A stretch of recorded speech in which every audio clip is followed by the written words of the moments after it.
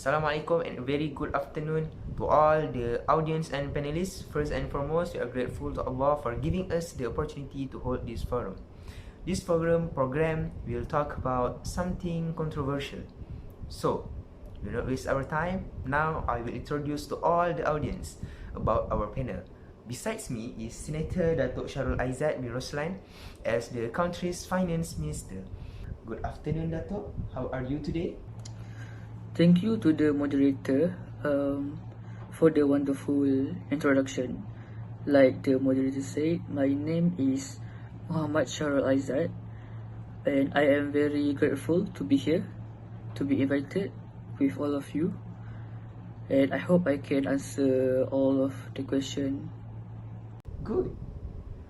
Our second panel, Dr. Dymphna Vitus as Assistant Governance of the Central Bank of Malaysia. How are you doing, Doctor? Thank you, Mr. Moderator. I am doing great, and I hope you guys are doing great too, and stay safe. Good to hear that. Next, our last panel today, Professor Aina Natasya, Lecturer of Macroeconomics in University Malaya. Hello, Prof. How have you been? I have been feeling great lately. Thank you for asking me. Good. Today's topic is about the unemployment rate in Malaysia during Covid-19. As we know, since last year, Covid-19 pandemic has hit the world.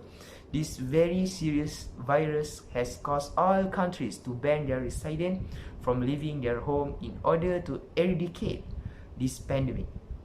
The world economy is collapsing because there is no running economy except the food economy. Transportation and travel agencies are the most impressive today. Many sectors of the economy are forced to lay off workers so that it's able to maintain the stability of the company. For example, we can look in our own country. Asia laid off hundreds of their workers due to this pandemic. Market research had done a study. The fear of losing jobs in our country are increasing from 5% last year to 25% during this worst pandemic.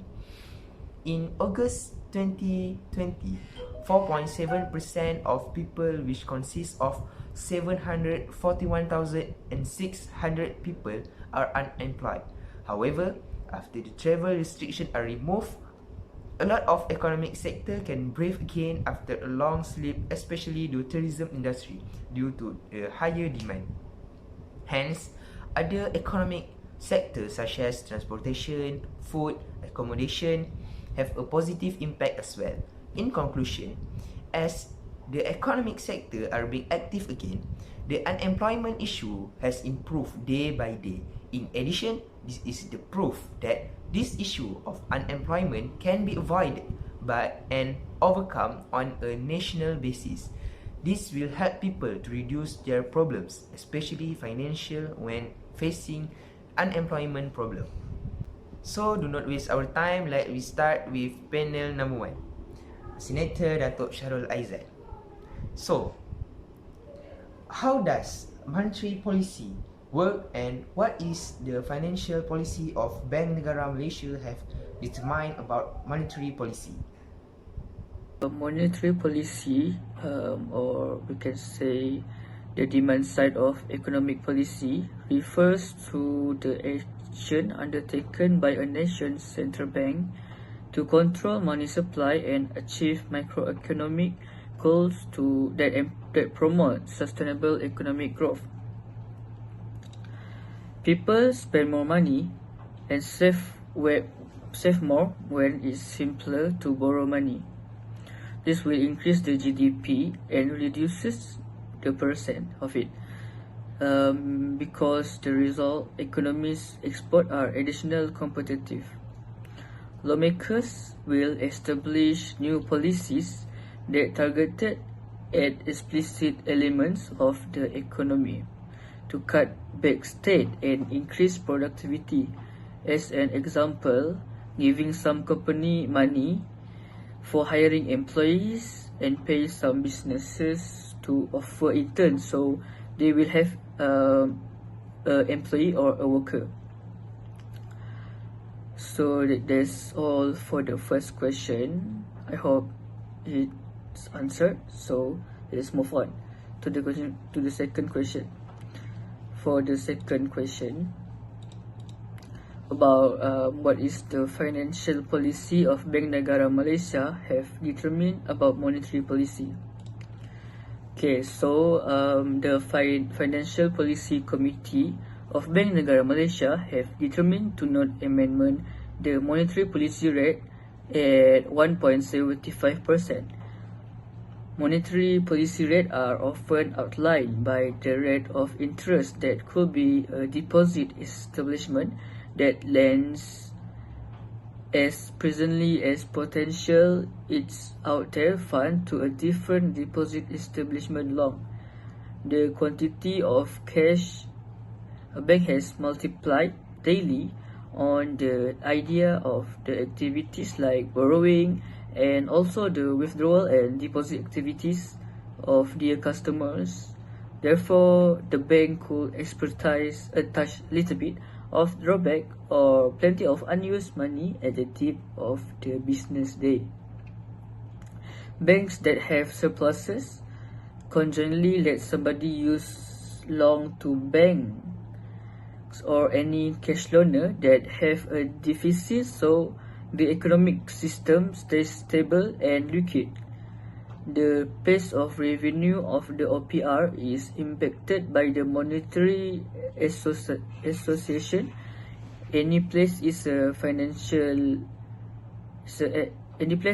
legitimate indicator of the development of short-run full loan fees. In 2014, Malaysia's financial organisation raised its key rate of interest for the primary time in additional than 3 years, facilitate to temper inflation and lift manage debt. Wow, very clear explanation from our Finance Minister, Senator Datuk Shahrul Aizad. Thank you. Next, we move to our second panel, Dr. Dymphna. My question is, what is the purpose of the newest indicator for Asian countries? Right, thank you, Mr. Moderator. For Malaysia, the latest indicator points toward significant improvement in economic activity in the third quarter. The implementation of targeted steps to contain COVID-19 in numbers of countries could have an effect on the recovery momentum in the fourth quarter. Economic growth is expected to increase further in 2021.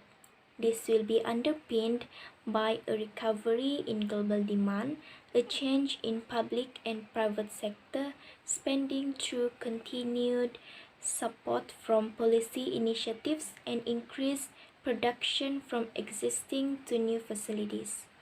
This will underpin a turnaround in global demand, a shift in public and private sector investment through continued support from policy initiatives and increased production from existing and new facilities. Sorry about that.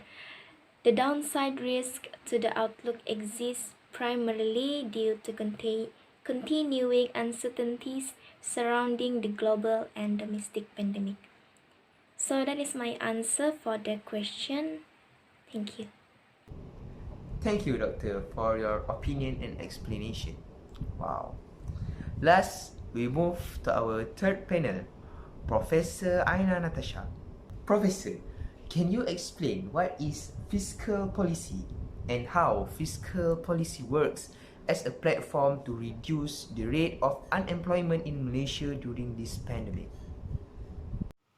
Actually, fiscal policy can refer to the use of government expenditure and taxation which is affected by the aggregate demand of goods and services, employment and economic growth. There are two types of fiscal policy, which is expansionary and contractionary fiscal policy. For the unemployment, we are using expansionary fiscal policy to reduce the unemployment rate in Malaysia.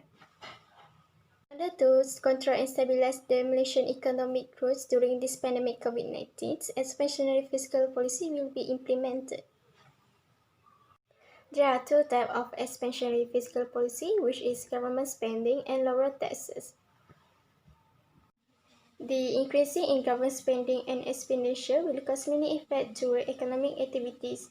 Government policies such as increasing the public works and public expenditure, adjusting taxation, and set out budget targets are the most effective tools in influencing economic activities. Hence, increasing in government spending has caused many unemployment to get more jobs. Next, for lower taxes, the reduction in tax such as income tax, sales tax, corporate tax, and service tax will increase the consumption of goods and services by the consumer.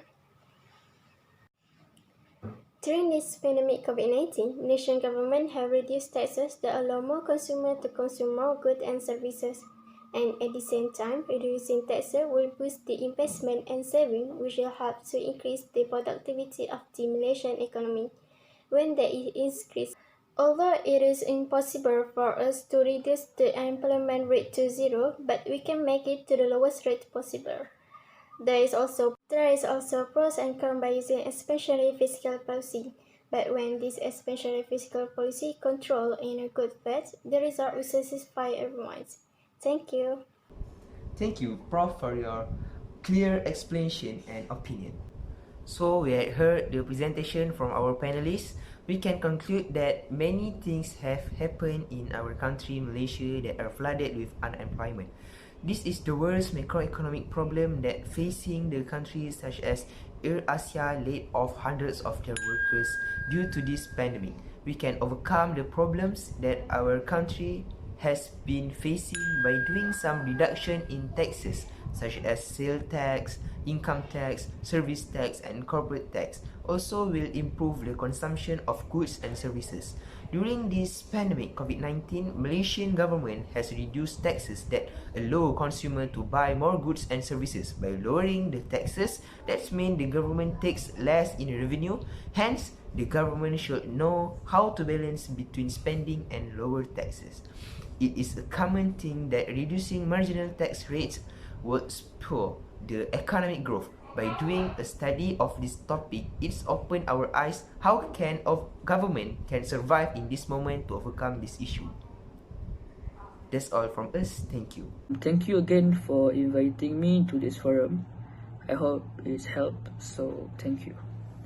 So thank you for having me as your panel. Thank you for having me with you guys today. I am very thankful and hope you guys will stay at home and stay safe.